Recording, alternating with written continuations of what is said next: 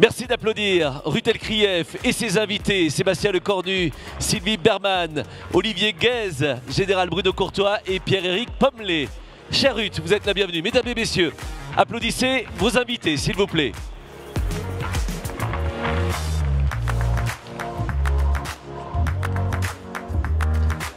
Bonjour, cher Rutel Krief. À vos côtés, Sébastien Lecornu, ministre des Armées notamment. Sylvie Berman, Olivier Guèze, Pierre-Éric Pommelet, Bruno Courtois. Ils s'installent.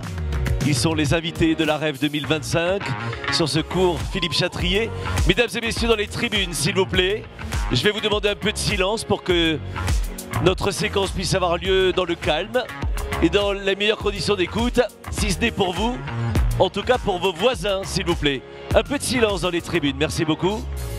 Cher Rutel Krief, nous avons hâte de vous écouter. Merci beaucoup et bonjour à tous. Homère disait « La guerre est un mal nécessaire ». Voltaire « La guerre, c'est la routine. L'humanité n'a jamais connu la paix, seulement l'entre-deux-guerres ». Et Raymond Aron disait « L'histoire enseigne que la paix entre les nations est l'exception et la guerre la règle ». Et pourtant, il semble que nous l'ayons oublié, nous, Européens. Alors, comment vaincre la guerre? Par la force, par la dissuasion, par la diplomatie. Nous allons nous interroger évidemment sur toutes ces questions. Nous allons avoir des réponses, je l'espère. Merci beaucoup Sébastien Lecornu, vous êtes ministre des Armées. Merci Sylvie Berman, diplomate, ancien ambassadeur, notamment à Londres, Moscou et Pékin. Votre dernier livre, L'ours et le dragon, sur les relations Russie-Chine, l'amitié sans limite. Il y aura un espace dédicace, je vous le signale. Merci Pierre-Éric Pommelet, vous êtes PDG Naval Group et président du groupement GICAN, donc les industries navales. Olivier Guèze, écrivain essayiste qui revient des États-Unis, Mésopotamia, c'est votre dernier livre. Vous avez aussi l'adaptation d'un de vos livres sur la disparition de Mengele, adaptation au cinéma. Je donne un peu tous les titres, c'est très important et intéressant. Et merci beaucoup, Général Bruno Courtois, conseiller défense de Soprasteria, coordinateur du cercle Pégase, qui est consacré à la lutte contre la désinformation et la manipulation de l'information. Vous voyez, un beau plateau. Comme on dit à la télévision. Merci à tous. Alors, évidemment, j'allais commencer en posant des questions comme je vous l'ai présenté sur les moyens de vaincre la guerre. Mais on le sait, on a annoncé le 13 juillet, le président Macron a annoncé un effort de guerre très important, 10 milliards d'euros d'ici 2027. On a un discours politique très fort sur le réarmement nécessaire. Et en même temps, là, on commence, et depuis 2 jours, on est plutôt dans la crise politique, monsieur le ministre. Et donc on se dit, est-ce que tout cela ne va pas ralentir? Est-ce qu'on va prendre du retard? Quel est l'impact de ce qui est en train de se passer, dont il y aura la suite? D'ailleurs, vous allez pouvoir être les acteurs de ce qui va se passer dès cet après-midi, puisque le Premier ministre va s'exprimer et les forces politiques aussi. Quel est l'impact sur notre effort de défense? Bonjour à toutes et à tous. Je pense qu'il y a un risque de double décalage. Le premier décalage, avant même les questions budgétaires, il est politique. Puissance nucléaire, acteurs engagés sur l'ensemble des théâtres dans le monde, initiatives diplomatiques à répétition, et tout d'un coup, évidemment, l'instabilité politique dont nous faisons l'objet, elle interroge sur notre capacité à tenir nos engagements. Alors après, heureusement, la Ve République a été imaginée de telle sorte où c'est le président de la République qui l'incarne avant tout à l'extérieur, et on limite évidemment cet impact-là, mais les questions se posent, et peut-être d'ailleurs davantage parmi nos voisins européens que sur les autres continents où au fond, quand on va dans le Golfe, quand on va en Indo-Pacifique, quand on va en Amérique du Nord comme du Sud, au fond notre vie politique intérieure est un peu regardée de loin. Le vrai risque, c'est le décalage, le double décalage, disais-je, budgétaire. On le voit bien, la censure de la fin de l'année dernière nous a conduit globalement à avoir 2-3 mois de retard, notamment dans la passation de commandes, avec un stop and go qui évidemment a des effets néfastes. Alors non seulement sur les grandes entreprises, Pierre-Éric Pommelet y reviendra sans doute, mais surtout pour l'ensemble de la chaîne de sous-traitants. Et globalement, notre réseau d'industrie de défense repose essentiellement sur les PME. Et au moment où nous sommes en train, et nous avons avant le 14 juillet rattrapé tout le retard, ces 2-3 mois que nous avions perdus, ben il est clair que de nouveau une incertitude s'installe, parce que ça reste une démocratie, et que par définition, on ne peut pas dépenser de l'argent sur la base d'un budget qui n'aurait pas été voté par le Parlement. Et donc vous nous dites, quelle est votre réaction du coup? Qu'est-ce que vous dites? Vous essayez de nous rassurer ou pas? Non, il faut dire les choses de manière les plus cliniques qui soient. Est-ce qu'on prend un gros retard ? Non, pour plein de raisons. Déjà parce qu'on a commencé depuis 2017, on n'a pas attendu la guerre en Ukraine pour prendre un certain nombre de décisions. On est sur du temps très long sur la dissuasion nucléaire. On parle des sous-marins nucléaires lanceurs d'engins produits par Naval Group, représenté par son PDG ici présent. On est sur des programmes qui durent pratiquement 20 ou 25 ans. Mais il est clair que le caractère pluriannuel, la rigueur, la visibilité que l'on doit à nos programmes d'armement, c'est un héritage justement du gaullisme militaire des années 60. Les LPM, les lois de programmation militaire, ont été inventées pour ça, pour créer justement une sécurisation de la commande publique qui permet de le faire. Ce que je vais essayer de faire, ce n'est pas la première fois en 3 ans qu'on a ces à-coups politiques, c'est de sanctuariser la question de la défense nationale dans notre débat politique pour faire en sorte que justement l'ensemble des formations politiques arrivent à s'y retrouver. Je ne suis pas si pessimiste en cette rentrée pour une simple et bonne raison. C'est que de la France insoumise au Rassemblement national en passant par l'ensemble des formations politiques, toutes sont tout de même traversées par cette idée d'indépendance et de souveraineté. Dans notre vie politique française, personne ne veut abandonner les clés de notre sécurité à Moscou, à Pékin ou à Washington. C'est le seul élément qui peut nous permettre de travailler, c'est la souveraineté. Par définition, ça nécessite de mettre de plus en plus de moyens sur la table. On ne peut pas avoir des formations politiques d'extrême gauche qui nous disent dès qu'il y a un problème, il faut nationaliser, il faut à tout prix que l'État prenne la main sur les capitaux de ces entreprises. Et au moment où on augmente le budget de la défense en disant « ah bah non », en opposant le modèle social à notre modèle militaire, ça n'a absolument aucun sens. Donc il y a un moment de vérité aussi pour l'ensemble des formations politiques de ce pays. Je me tourne vers vous, Sylvie Bermann, parce que comme diplomate, on a un peu envie de vous dire, voilà, on a cette prise de conscience qui commence dans l'opinion publique sur la guerre. On a eu des rencontres diplomatiques cruciales pendant l'été, et en même temps, bombardement à Kiev hier soir, 10 morts, et le sentiment que rien ne bouge et que la diplomatie, finalement, n'est pas suffisante ou n'est plus le bon moyen pour vaincre la guerre. Nous sommes en tout cas dans un nouveau monde. Il y a le temps de la guerre, il y a le temps de la diplomatie. Je me souviens qu'au moment de la guerre des Balkans, au plein cœur de l'Europe, un Américain avait écrit « Give war a chance », ce qui est évidemment une formule horrible, mais c'est vrai que les États ne sont prêts à la paix, à la diplomatie, que quand ils estiment qu'ils ne peuvent plus rien perdre, plus rien gagner sur le terrain et qu'au contraire, ils ont plus à perdre.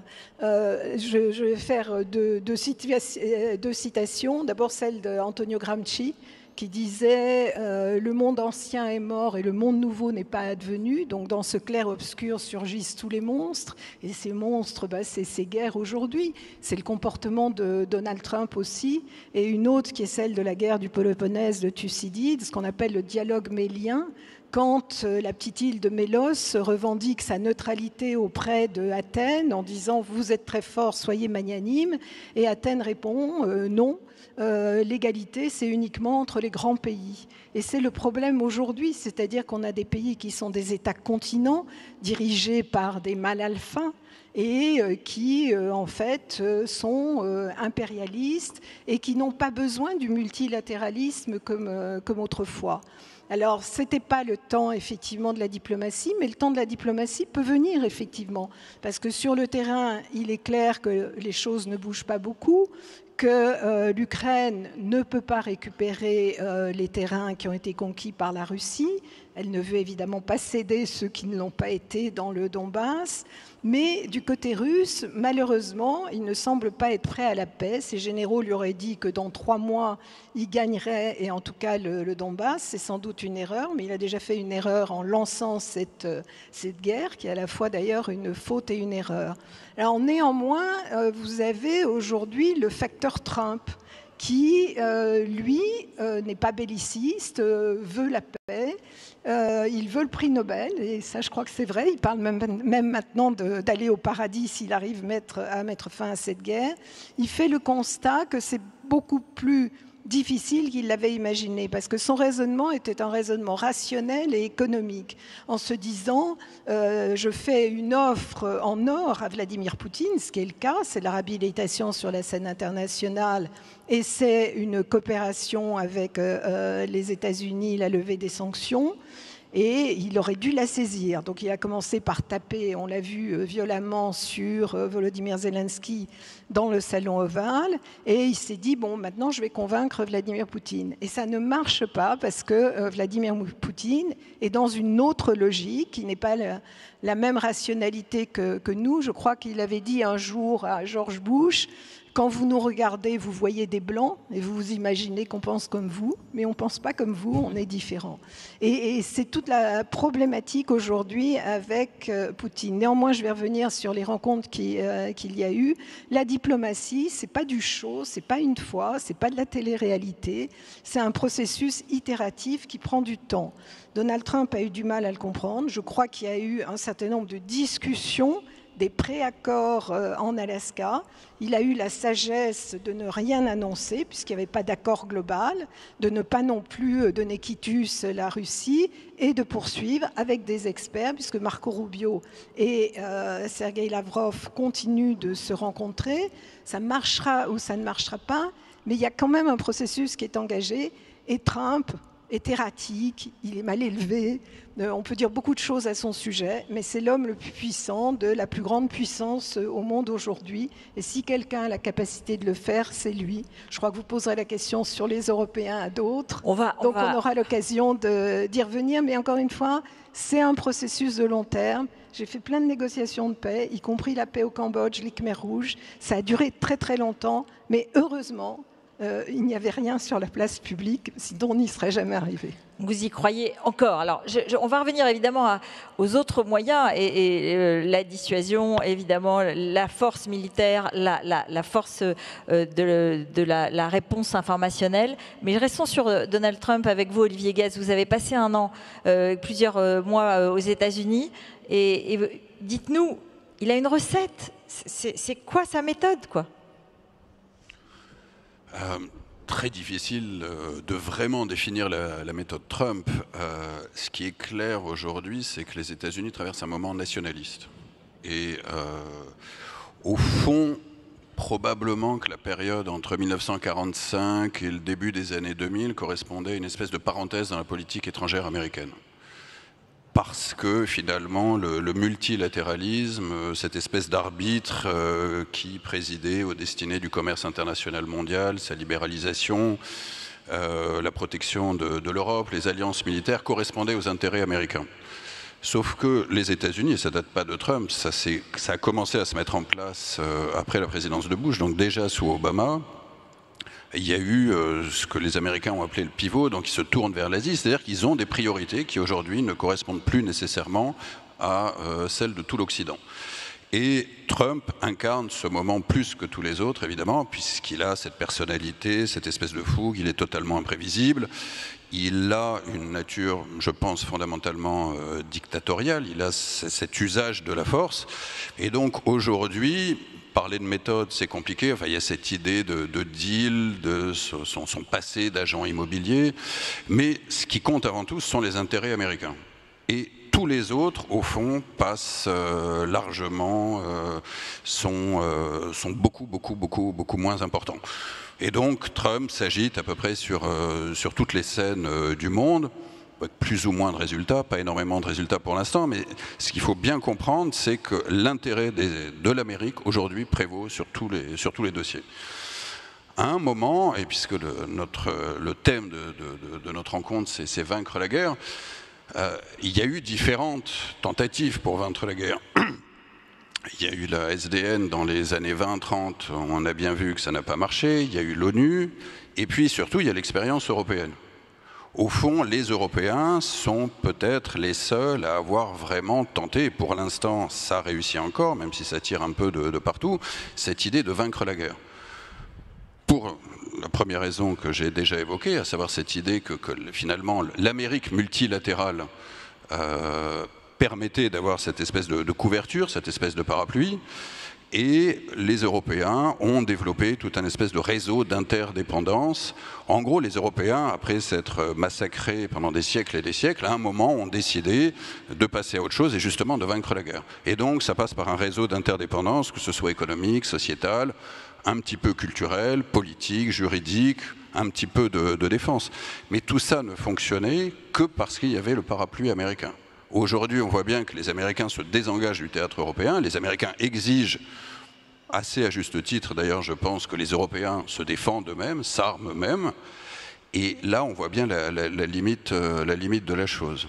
Et justement, qu'est-ce qu'on doit faire nous, Européens, on a un plan que le ministre et le président donnent, mais concrètement, sur le plan militaire et sur le plan de la guerre informationnelle, qu'est-ce qu'on doit faire, qu'est-ce qu'on peut faire et qu'est-ce qu'on a déjà fait?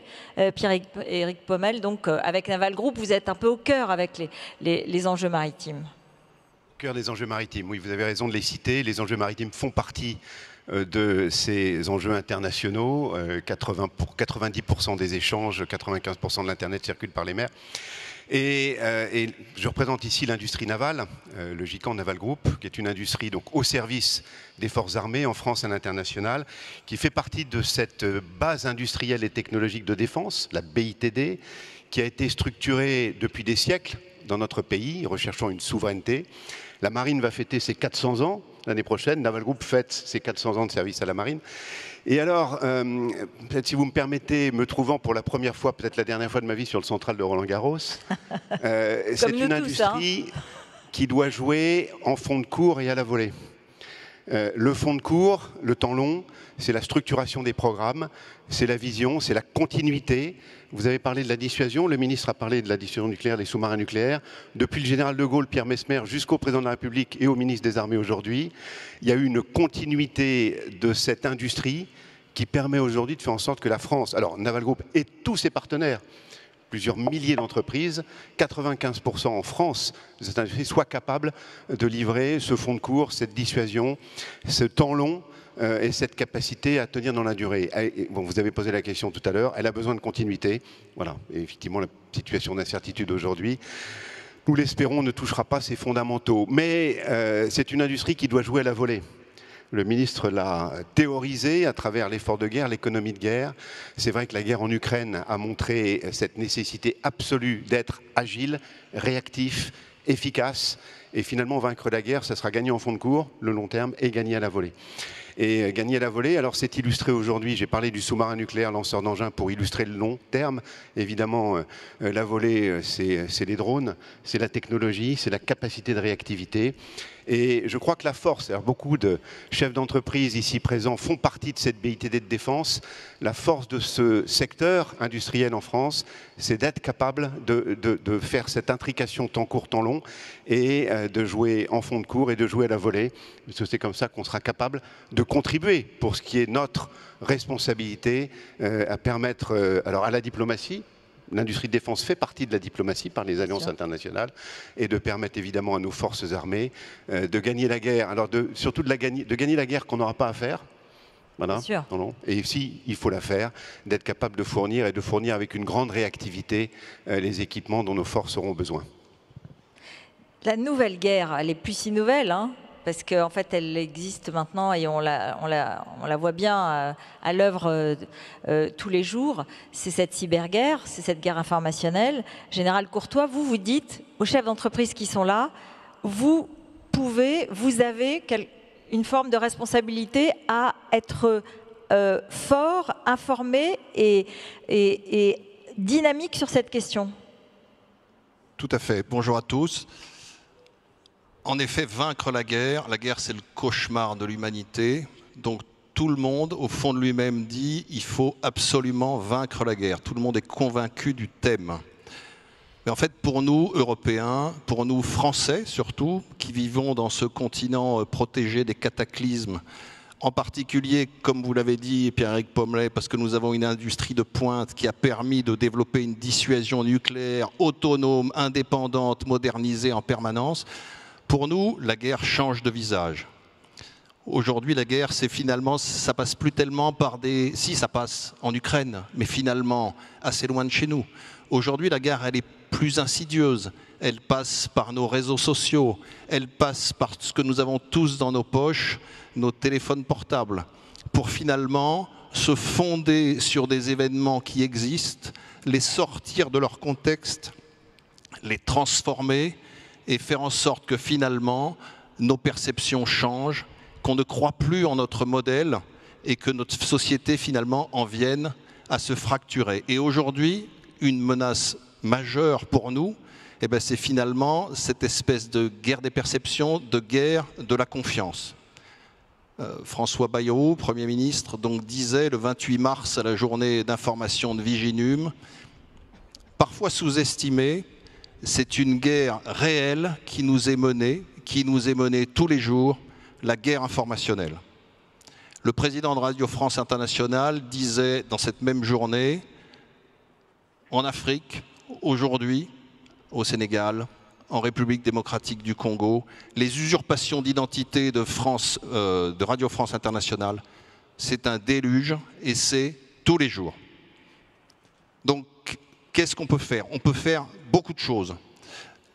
Face à ça, on a parlé de la dissuasion nucléaire. Nous, notre conviction, à la fois chez Soprasteria, grande entreprise du numérique, de la tech européenne, très attachée à la souveraineté, Soprasteria s'est un peu emparé de ce sujet de l'information, de la menace informationnelle, en créant un think tank, le Cercle Pégase, qui permet d'être un incubateur sur ce sujet, et puis, à sa mesure, qui structure un écosystème industriel autour de cette menace. Finalement, qu'est-ce qu'on peut faire? C'est créer une forme de dissuasion numérique. Cette dissuasion numérique, c'est comme l'autre, il faut qu'elle soit autonome, crédible, indépendante. Elle se fonde à la fois sur la structure de l'État, qui est en plein développement, dont on parle finalement pas assez, mais qui se structure semaine après semaine, sur finalement l'ingéniosité, l'innovation de toutes nos industries, en particulier de toutes les PME, start-up, ETI et grands groupes qui travaillent sur ce sujet quotidiennement et qui proposent des solutions. Et enfin, elle s'appuie sur la confiance. Parce qu'une dissuasion, il faut y croire. Si personne n'y croit, ça ne marche pas. Et donc, du coup, en particulier, c'est la confiance des citoyens qui compte. Et donc ça, la confiance, la puissance, ça se construit. La confiance, ça s'instaure. Et donc, du coup, il y a un vrai rôle, et en particulier des entreprises, finalement, pour contribuer à ce que cette confiance, et en particulier la confiance de la jeunesse, s'instaure, revienne, parce qu'on peut dire qu'aujourd'hui elle est un peu dégradée, la confiance des Français dans leurs institutions, dans leurs médias, dans leurs responsables. Tous les sondages montrent que c'est dégradé. Prenons l'exemple de la Finlande, et j'en terminerai par là. Aujourd'hui, la Finlande, c'est un pays qui prend le problème confronté à son grand voisin russe. Elle prend le problème depuis le début, à bras-le-corps. Aujourd'hui, elle se fonde sur l'esprit critique, la culture générale, l'éducation aux médias, et finalement, elle a montré une très forte résilience face à cette menace informationnelle. Donc, cette dissuasion numérique, elle est déjà en partie existante, elle mérite d'être renforcée et construite.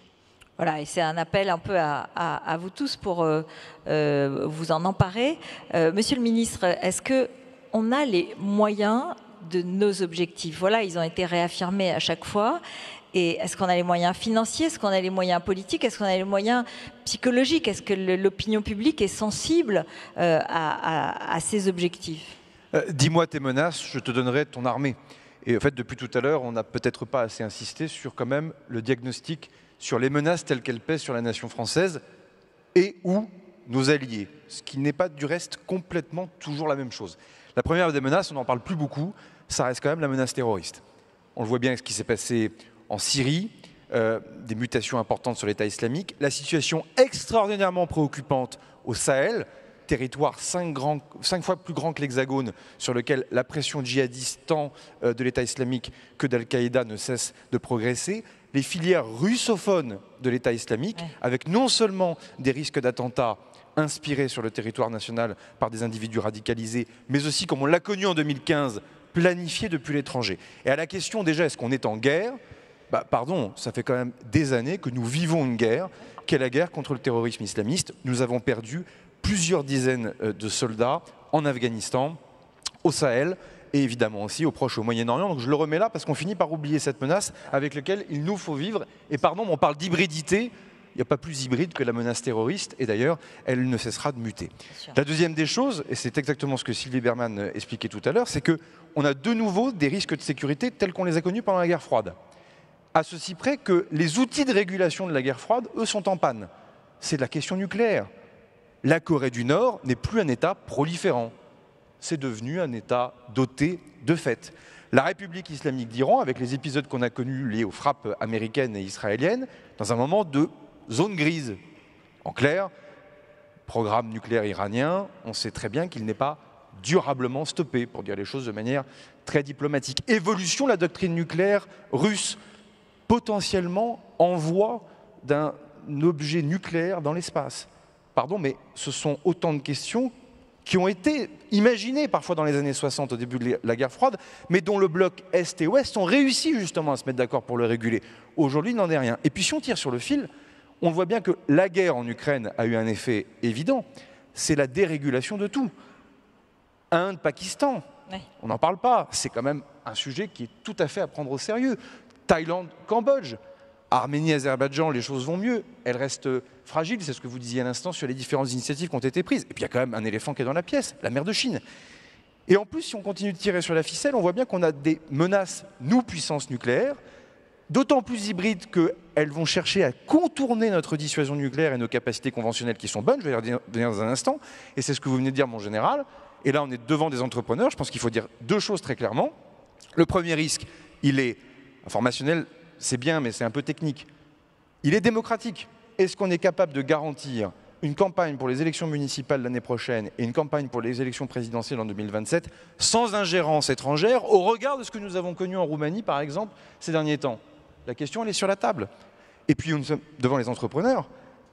Les menaces sur les infrastructures critiques. Un travail important a été fait par la DGSI, la DGSE ces derniers mois, qui laisse savoir que de plus en plus la Russie s'en prendra à nos infrastructures d'eau, de transport, mais de plus en plus d'énergie. Parce que derrière, il y a évidemment cette compétition économique. Donc, si on redézoome, pour répondre à la question que vous nous avez posée quand même au début, est-ce qu'on est en guerre? Non. Je mets le terrorisme un tout petit peu à part, comme je l'ai dit tout à l'heure. Est-ce qu'on est en paix? Non plus. Et donc on vit quelque chose qui est très compliqué à expliquer à nos concitoyennes et nos concitoyens, et parfois d'ailleurs aux élites françaises, quelles qu'elles soient. C'est une forme d'état d'alerte permanent, et dans lequel la réponse doit être à la fois militaire. Est-ce qu'on a les moyens? C'est votre deuxième question, Rotelkrieff. Oui, parce qu'on s'en donne les moyens. Typiquement, notre dissuasion nucléaire est sans cesse modernisée et elle nous garantit la protection de nos intérêts vitaux. Est-ce que nos capacités conventionnelles ont été abîmées par les coupes budgétaires du passé? Oui. Est-ce que c'est facile de taper dans les dépenses militaires? Oui. Est-ce que c'est facile de reconquérir des compétences? Beaucoup moins. D'autant plus que l'innovation et les nouvelles technologies viennent nous bousculer. L'intelligence artificielle, évidemment. La guerre électronique. L'Ukraine nous apprend des choses absolument incroyables sur un univers qui est complètement brouillé. Donc là, on voit bien qu'on a des briques technologiques qu'il nous faut très très vite acquérir. Et les rallonges budgétaires que le président de la République a annoncé le 13 juillet à Brienne, qu'il va falloir maintenant faire voter dans le climat que vous avez rappelé tout à l'heure, en fait, c'est assez binaire. Hein. Est-ce qu'on reste dans le match ou est-ce qu'on décroche? Est-ce qu'on dépend désormais de systèmes industriels étrangers pour s'approvisionner sur ces éléments critiques, ou est-ce qu'on les garde dans notre pays, et en plus avec la création d'emplois et de richesses qui va avec? Ça va être ça, évidemment, l'enjeu qui est devant nous. Après, la question des moyens, elle n'est pas à regarder qu'à l'aune des moyens publics. C'est ce qu'on a tenté de faire avec Éric Lombard. La défense est un marché, y compris à l'export. Je rappelle que le modèle gaullien, y compris largement validé par ce qu'on appellerait le gaulo-mitterrandisme, a consacré par définition l'export. Il n'y a pas d'équilibre de notre modèle sans exportation. Ça veut donc dire aussi que les financements privés, les marchés, les banques doivent être appelés aussi à financer ce modèle qui est source de croissance économique pour l'ensemble du pays, mais également de manière très territoriale, parce que globalement, il y a 9 grands groupes dans notre pays.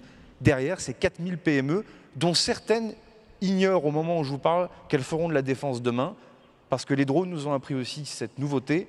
Jadis, les innovations venaient beaucoup des industries militaires. Ensuite, elles avaient un ruissellement civil. Internet étant évidemment l'exemple le plus connu. On le voit bien, les drones, les dronistes étaient d'abord civils, et c'est ensuite qu'ils ont une application militaire. Et cette petite révolution-là, on va la voir aussi sur le quantique, on va la voir sur différentes briques technologiques qui vont bousculer les choses, et c'est pour ça que j'appelle les grands patrons de nos 9 grandes industries de défense, dont Pierre-Éric Pommelet, mais je vois aussi Ross McInnes et quelques autres qui sont ici dans ce cours de tennis, c'est au fond d'être capable d'avoir une petite révolution de l'organisation de nos sous-traitants, parce que la vraie résilience du pays, y compris sur les menaces hybrides, elle est avant tout dans les PME, et ça, pour le coup, ces organisations de filières, il va falloir vraiment qu'on en fasse une priorité absolue. Parce qu'elle vous inquiète, c'est-à-dire elle est fragile? Plus que l'Ukraine, le Covid a montré des choses curieuses. À force de taper brutalement dans les budgets militaires, on a laissé partir des compétences, et parfois sur les choses les plus essentielles. En clair, on est 100% français de A à Z sur un sous-marin nucléaire lanceur d'engins, mais on ne produisait plus de poudre d'explosifs munitions en France. On a fait une relocalisation à Bergerac. Enfin, 10 minutes pour tout exporter et tout envoyer au fin fond de l'Europe ou au fin fond de l'Asie, 2 ans de boulot pour relocaliser cette affaire à Bergerac.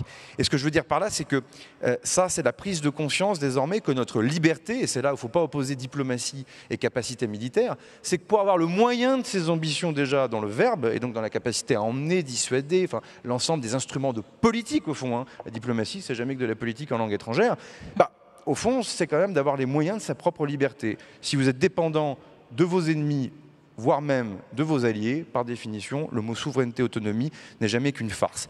Et 1940 nous a appris plus jamais ça. L'expédition de Suez nous a appris un autre plus jamais ça vis-à-vis des États-Unis. Et au fond, est-ce qu'on est encore capable, en 2025-2026, de se dire qu'on a un héritage absolument fabuleux tiré du début de la Ve République? Est-ce qu'on le massacre ou est-ce qu'au contraire, on le préserve, on le protège et on le lègue aux générations futures? C'est aussi simple que ça. Sylvie Berman.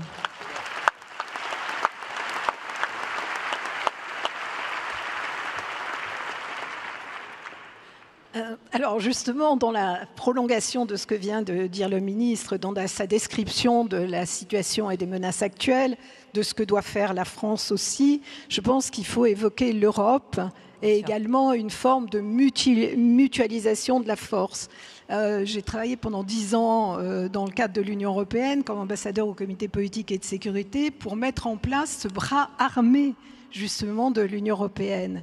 On avait d'ailleurs à l'époque défini un objectif de déploiement de 60, en 1999, de 60 000 hommes déployables pendant 1 an sur le terrain. Et puis on a oublié, c'était les dividendes de la paix. On s'est fait des illusions aussi en rejoignant la structure intégrée de l'OTAN, en se disant, bon, maintenant on rentre dans la cour des grands, l'Europe c'est pas important. Je l'ai entendu, on m'a dit, on en a fini avec les passionnariats de la défense européenne. Donc aujourd'hui, c'est quelque chose qui renaît, mais qui renaît difficilement parce que nos partenaires continuent à espérer que les Américains nous aideront, nous protégeront. Pendant le premier mandat de Donald Trump, on s'est dit c'est pas grave, c'est une parenthèse, tout ira mieux après. Pour être clair, il y a des pays qui achètent encore américains de façon claire alors qu'on a pris des décisions européennes différentes. Totalement, mais ça a été en contradiction. Malheureusement, toutes ces rencontres avec Donald Trump, et la pire étant sur son terrain de golf dans un pays qui n'est pas membre de l'Union européenne, où il a convoqué Madame von der Leyen, la présidente de la Commission. Et en fait, nos partenaires, et beaucoup de nos partenaires, même s'ils disent le contraire, en disant que c'est la Zeitenwende, que le monde a changé, ils ne sont pas encore complètement convaincus. Ils se disent, dans 1 an, il va y avoir les midterms, et Donald Trump peut les perdre. Et puis après, ça sera peut-être à nouveau un démocrate. En oubliant, et on en parlait tout à l'heure avec Naval Group, que la trahison AUKUS sur les sous-marins vendus à l'Australie, c'était quand même Joe Biden. Donc il ne faut pas se faire d'illusions sur les États-Unis. C'est America First, c'est la défense des intérêts américains, c'est leur droit. Mais à nous de défendre nos intérêts et à nous, France, de convaincre les autres partenaires. Aujourd'hui, ce n'est pas tant d'envoyer des troupes en Ukraine aujourd'hui que de préparer l'après, c'est-à-dire effectivement des garanties de sécurité. Les Européens ne seront peut-être pas seuls à le faire pour que ça soit acceptable, mais c'est aussi, civis pacem parabellum, c'est de renforcer, comme cela a été dit, notre défense conventionnelle pour être dissuasif. Donc en tant que Français, on a des atouts parce qu'on est un État doté, mais également essayer de convaincre nos partenaires européens, et ce qui est une tâche de longue haleine. Olivier Guèze, vous vouliez réagir ? Oui, non, je voulais juste ajouter par rapport à ce qui a été dit. Évidemment, au niveau institutionnel, au niveau gouvernemental, c'est extrêmement important, mais si on ne prépare pas les opinions publiques, on n'y arrivera pas. Moi, je passe mon temps à sillonner l'Europe, je fais beaucoup de conférences à droite et à gauche. Et en gros, moi, ce que je constate chez les peuples européens, c'est cette envie d'être une grosse Suisse, en fait. C'est l'Europe des barbecues, c'est cette envie, au fond, de jouir des dividendes de la paix, comme si le monde n'avait pas changé depuis 10 ans, 15 ans, 20 ans. On a pris la mauvaise habitude, probablement des 30 glorieuses, d'abord à l'ouest du continent et même au centre du continent. Et les opinions publiques, les populations européennes ne me semblent absolument pas prêtes aux efforts qui vont être exigés dans les mois, dans les années qui viennent. Et ça, je pense que c'est un immense problème. Il y a un décalage absolu, c'est vraiment ma sensation, entre la situation actuelle, les besoins, les exigences, et d'un autre côté, les envies et la volonté des populations civiles en Europe, qui, par ailleurs, vieillissent à grands pas. Donc il y a ce décalage-là, à mon sens, est l'un des plus grands défis, et de la France et de l'Europe en règle générale. Oui, justement, Pierrick Pommelle et le général Courtois, qu'est-ce qu'il faut dire à ceux qui disent, selon vous, il faut pas mourir, je n'irai pas mourir pour Kiev, de façon aussi caricaturale, j'ai envie de dire. Comment est-ce que vous pouvez parler aux jeunes? Est-ce que vous avez une offre, quelque chose d'attractif à dire aux jeunes pour les convaincre, par exemple? Voilà, j'ai parlé de fond de cours la volée. À la fin, il faut des joueurs. Vous avez raison, et je crois que tout ce qu'on se dit montre qu'il y a absolument besoin d'avoir un discours de défense et un discours de tout ce qui tourne autour de cette souveraineté et de cette protection auprès de nos collaborateurs, auprès des jeunes, auprès des gens qui sont autour de nous. L'industrie de défense a beaucoup souffert, alors l'industrie d'une manière générale, ici, et l'industrie de défense en particulier, a beaucoup souffert d'un manque d'attractivité à l'époque où l'industrie, d'une part, le nucléaire, d'autre part, et la défense étaient considérés, alors en tout cas pour la défense, au même niveau que certains domaines tels que le jeu, le tabac et d'autres. Hein. Il n'y a pas si longtemps que ça, des notes financières qui donnaient des critères d'exclusion à la défense, le comparant à des secteurs comme ceux que j'ai cités. Voilà. Alors, pour l'attractivité, c'était pas terrible. Le nucléaire, rappelez-vous, il y a quelques années. Et l'industrie, il y avait une table ronde sur la réindustrialisation tout à l'heure, qui montrait qu'effectivement, il se passe des choses depuis quelques années.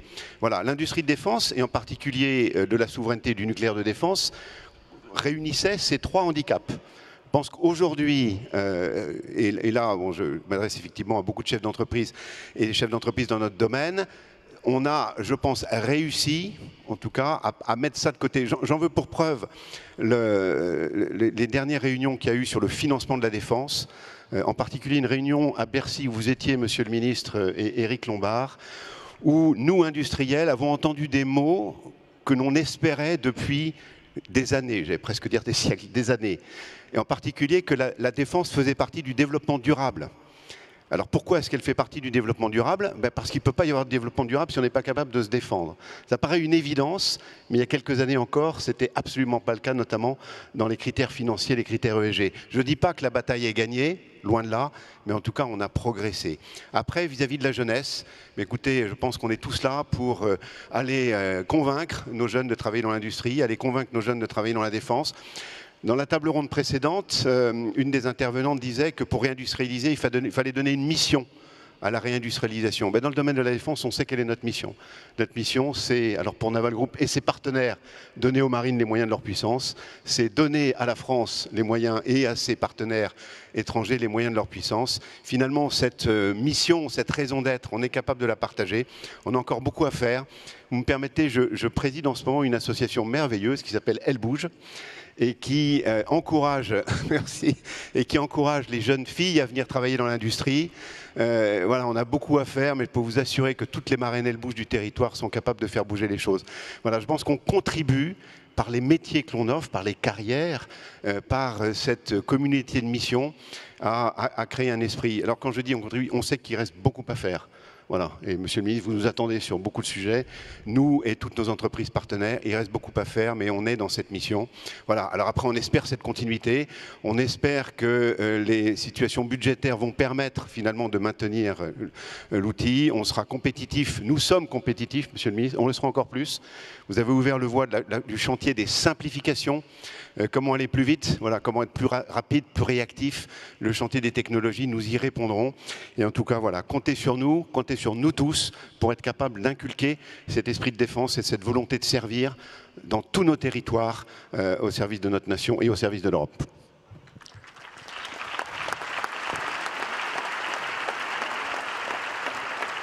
Général Courtois, vous avez la même fibre, j'imagine. Oui, moi je voudrais un peu terminer mon propos par un message de confiance. D'abord, c'est un peu le message du soldat. Quand vous êtes soldat, vous êtes forcément optimiste dans la jeunesse. Parce que finalement, le rôle des armées, vous prenez des gens qui viennent un peu de nulle part.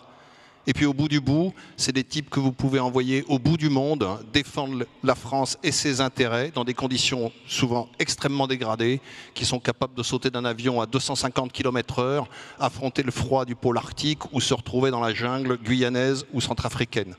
Donc la première chose, c'est, moi j'ai une très grande confiance dans la jeunesse, qui est capable vraiment de s'engager. Il y a un auteur autrefois qui disait « La jeunesse n'est pas faite pour le plaisir, elle est faite pour l'héroïsme ». Et je crois que c'est très vrai.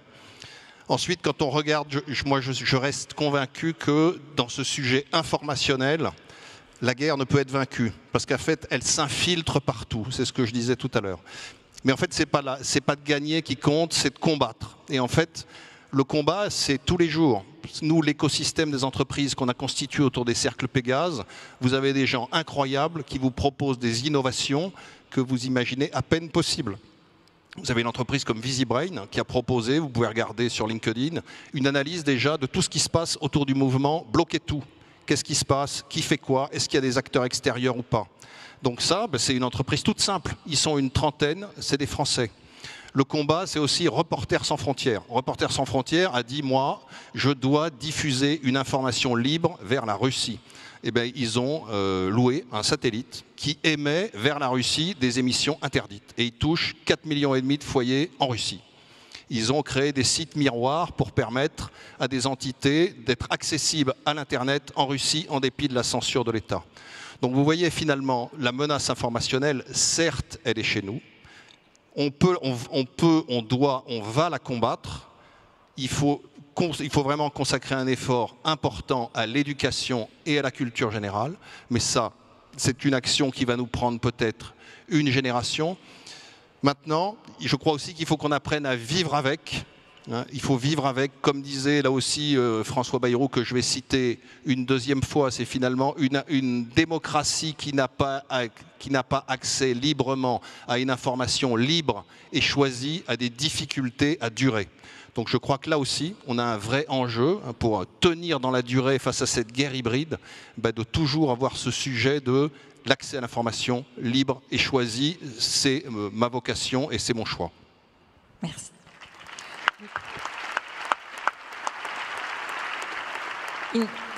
J'ai deux petites questions pour conclure avec vous, Monsieur le Ministre. D'abord, comment convaincre les jeunes, comment convaincre, on peut finir là-dessus. Et puis, il y a un sommet franco-allemand qui commence demain, je crois. Comment ça va se passer sur ce domaine? Sur la jeunesse, je suis extraordinairement optimiste. Ah oui. Contrairement à tous les discours déclinistes, moi je partage complètement ce qui a été dit par Pierre-Éric Pommelet et par vous, mon général. Enfin, le ministère des Armées est un des plus grands employeurs de France. En stock, 200 000 militaires, 60 000 civils, mais surtout en flux, parce que par définition, c'est un public qui est jeune. Il n'y a pas de problème de recrutement. Il y a 2-3 ans, il y avait quelques inflexions qui nous inquiétaient, sont largement été corrigées. Si je vais même plus loin, de l'avis de tous vos camarades officiers généraux, mon général, entre il y a 15 ou 20 ans et aujourd'hui, la quête de sens dans une partie de notre jeunesse mène assez facilement à l'engagement sous les drapeaux. C'est même plutôt moi qui ai une forme de pression, notamment pour les réserves, où aujourd'hui j'ai plus de gens qui frappent à la porte du ministère des Armées pour devenir réservistes que nos capacités d'accueil, infrastructures, équipements, etc. Et ça aussi, évidemment, je vais tenter de le corriger. Donc, dans un moment un tout petit peu dépressif où tout apparaît comme étant un peu médiocre, je pense qu'il y a quand même une raison d'espérer, c'est qu'il y a une partie de la jeunesse de France qui n'aborde pas le mot patriotisme et qui considère que servir reste quand même quelque chose de particulièrement digne. Et ça, je pense qu'il ne faut pas qu'on se fasse violence. La question européenne, peut-être un peu moins enthousiaste pour le coup, elle est un défi majeur déjà parce qu'avant tout, c'est un marché commun. Moi, j'entends bien à ce que la Commission européenne ne se mêle pas d'affaires de défense, qui est une affaire de souveraineté, compétence des États membres. Enfin, une fois qu'on a dit ça, ça reste un marché commun. Donc, notamment pour nos industries, la capacité à financer l'innovation, à faire des acquisitions communes, sans abîmer la capacité à décider, on voit bien quand même que les effets de mutualisation sont absolument nécessaires. Quand Pierre-Éric Pommelet dit qu'il y a quelques années, il a été très diplomate dans la manière de le dire, enfin, globalement, quand j'ai été nommé il y a 3 ans, on avait encore des initiatives à Bruxelles de taxonomie en disant la défense, c'est sale. Les mêmes qui poussaient ces initiatives-là au Parlement européen sont les mêmes qui ensuite nous ont engueulés parce qu'on n'allait pas assez vite pour aider l'Ukraine. Donc il va falloir aussi qu'on cède qu'on ne cède plus à ces modes myopes, au fond, dans lesquels on n'est pas capable d'avoir des perspectives de long terme. Le franco-allemand est clé. Je dirais dans ce contexte que le rétablissement de nos finances publiques aussi aide à faire du franco-allemand crédible, soyons clairs, parce que la souveraineté, elle passe aussi par là. Mais il est clair que dans le moment dans lequel nous sommes, des mutualisations, je pense très fort au spatial, pour reprendre des éléments identitaire de notre aventure européenne, qu'est Ariane par exemple, au fond, est-ce qu'on est capable de faire la suite de l'aventure européenne spatiale dans les 5 ou 10 ans qui viennent, ou au contraire, l'émergence de nouveaux acteurs comme SpaceX viennent en plus complètement casser ce qui existe jusqu'à présent. Là aussi, c'est quasiment référendaire et binaire. Soit on est capable de le faire, soit ça va s'écrouler. Merci à tous. Je retiens quand même l'opinion publique européenne des barbecues d'Olivier Guez, c'est-à-dire avec la distance sur la défense et en même temps cette jeunesse engagée que vous nous décrivez. Et en fait, donc c'est cette difficulté quand même d'une société européenne et peut-être mondiale, mais enfin à convaincre et qui reste imperméable malgré tout un peu à tout cela. Si j'étais taquin, je dirais que parfois ce sont les élites, quelles qu'elles soient, qui sont plus difficiles à convaincre que la population. La réflexion est ouverte. Merci beaucoup, cher Rutel Krief. Merci, mesdames et messieurs. Merci, monsieur le ministre. Applaudissez encore vos intervenants qui ont accepté votre invitation ce matin.